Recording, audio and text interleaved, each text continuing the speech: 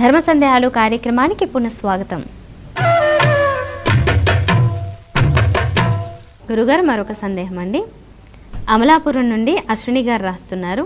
శ్రావణ మాసంలో శివానుగ్రహం పొందడానికి పాటించాల్సిన విధులు ఏమిటి తెలియచేయగలరంటూ కోరుతున్నారు. శ్రావణ మాసంలోనే కాదు, ఎప్పుడైనా శివానుగ్రహం పొందటానికి మనం చేయవలసినటువంటిది అభిషేక ప్రియ శివ.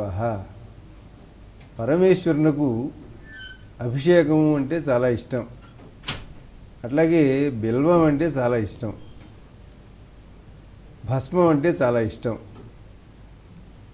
వీటిని ఉపయోగిస్తూ స్వామివారిని ఆరాధించడం, మహన్యాసపూర్వకంగా మనం ఈశ్వరుణ్ణి మనలోకి తెచ్చుకోవటం. నారుద్రో రుద్రమర్చయేత్ అని మనకు శాస్త్రం చెప్తున్నది. కాబట్టి మనం రుద్రులమై రుద్రుడిని అర్చించాలి. అనగా మన అంగన్యాస కరన్యాసముల ద్వారా స్వామివారిని మనలోకి తెచ్చుకుని మనం స్వామివారిని ఆరాధించాలి. అది ఈ ఏకాదశి రుద్రాభిషేకం, స్వామివారికి రుద్రం చెబుతూ నమ్మక చమకాలతోటి అభిషేకం చేయటం, ఇవన్నీ చేస్తూ ఉండటం. మరి స్త్రీలైనా పురుషులైనా స్వామివారికి నమస్కరించి శివాలయానికి వెళ్ళి స్వామివారి పైన ఒక బిల్వం వేసి అంత భస్మం వేసి వీడి అనుగ్రహాన్ని పొందవచ్చు. ఇంత తేలికైనటువంటి అనుగ్రహాన్ని ఇచ్చే స్వామి మరొకరు లేరు అని మనకు మాదయ్య గారి మల్లన రాజశేఖర చరిత్రలో ఒక చమత్కారమైన పద్యం పిల్లలకు కూడా అర్థమయ్యేట్లుగా చెప్పారు. నీలకంఠుని శిరసుపై నీళ్లు చల్లి పత్తిరి సుమంతయవాడు పారవైచు. స్వామివారి పైన కాసిన నీళ్లు చల్లితే చాలు, నీలకంఠుని శిరసుపై నీళ్లు చల్లి పత్తిరి సుమంతయవాడు పారవైచు. పత్రి స్వామివారికి ప్రీతిపాత్రమైనటువంటిది బిల్వం, అనగా మారేడు. కాబట్టి మారేడు దళాలుగా తేవాలి. మారేడు ఒక ఆకు కాకుండా 3 ఆకులు కలిసినటువంటి దానిని దళము అంటాం. ఆ బిల్వ దళం ఏకబిల్వం శివార్పణం. ఒక్క బిల్వం ఆయన శివలింగం పైన వేసినప్పటికీ ఆయన మనను అనుగ్రహిస్తారు. కాబట్టి ఇంత చిన్న పని చేస్తే చాలయ్యా, మీకు నమ్మక చమకాలు రాకపోయినా, మహన్యాసం ఇవన్నీ లేకపోయినా భక్తితో అన్ని నీళ్లు చల్లండి, ఒక బిల్వదళం వేయండి. వేస్తే అట్లా వేసిన వారికి ఏం ఫలితం వస్తుందయ్యా అంటే, కామధేనువు వానింటి గాడి పసరము. అట్లా చేసిన వారికి, అంత శివభక్తి కలిగిన వారికి వారి దొడ్లో ఉన్నటువంటి ఆవు కామధేనువుగా మారుతుంది. అంటే నిజంగా మారిపోతుందంటే వారికి ఈశ్వరానుగ్రహం అంతగా కలుగుతుంది. ఆ ఆవు ఎక్కువ పాలిస్తుంది. ఆవు కామధేనువు మన కోరినవన్నీ ఎట్లా ఇస్తుందో అటువంటి ఫలితం కలుగుతుంది. వాళ్ళ దొడ్లో ఉన్న మల్లె చెట్టుకి మల్లెపూలు పూయటమే కాదు, అది ఒక కల్పవృక్షంగా ఉంటుంది. అల్ల సురశాఖి వానింటి మల్లె చెట్టు.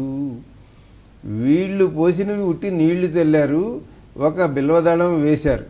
అట్లాగే వీళ్ళ దొడ్లో ఉన్నటువంటి ఆవు కామధేను అయింది, వీళ్ళ దొడ్లో ఉన్న మామూలు మల్లె చెట్టు కల్పవృక్షమైంది అనే దీంట్లో ఉండే అంతరార్థం ఏమి అంటే, ఈశ్వర అనుగ్రహాన్ని ఇంత తేలికగా పొందవచ్చు. పొందిన వారికి ఇంత భాగ్యం కలుగుతుంది. మామూలు మానవ జన్మ అయినప్పటికీ మామూలు ఆవు కామధేను అయినట్లు, మామూలు మల్లె చెట్టు కల్పవృక్షం అయినట్లు, మామూలు సాధారణ మానవులు కూడా తిన్నని లాంటి వాళ్ళు, ఏమీ ఏ జ్ఞానము లేనటువంటి వాడు తాను కన్నప్ప అయినాడు, ఆ మోక్షాన్ని పొందాడు.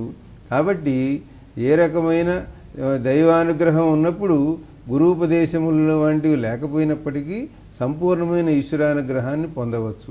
కాబట్టి శ్రావణ మాసమైనా, కార్తీక మాసమైనా, ఏ మాసమైనా ఈశ్వరుణ్ణి ఆరాధించడానికి మనమంటూ కొన్ని జాగ్రత్తల కోసం సోమవారం ఈశ్వరునికి ప్రీతిపాత్రం, కార్తీక మాసం ఈశ్వరునికి ప్రీతిపాత్రం అని మనం అనుకుంటున్నాం. కానీ ఏ క్షణాన ఎప్పుడైనా సరే మనం శివనామస్మరణ చేయటం చేత మనకు క్షేమం కలుగుతుంది.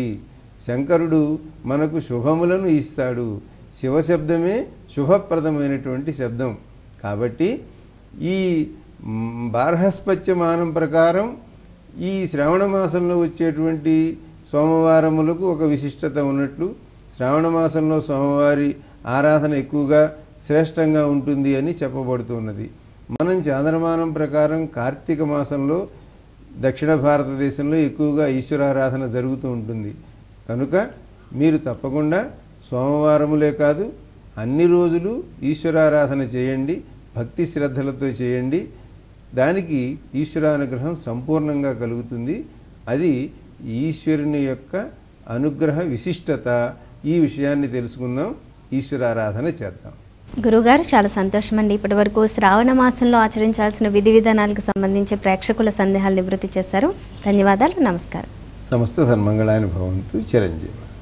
చూసారు కదా, శ్రావణ మాసంలో ఆచరించాల్సిన విధి విధానాలకు సంబంధించి ఎన్నో సందేహాలు నివృత్తి అయ్యాయి. మరిన్ని సందేహాలకు సమాధానాలను రేపటి ధర్మ సందేహాలు కార్యక్రమంలో తెలుసుకుందాం. అంతవరకు సెలవు.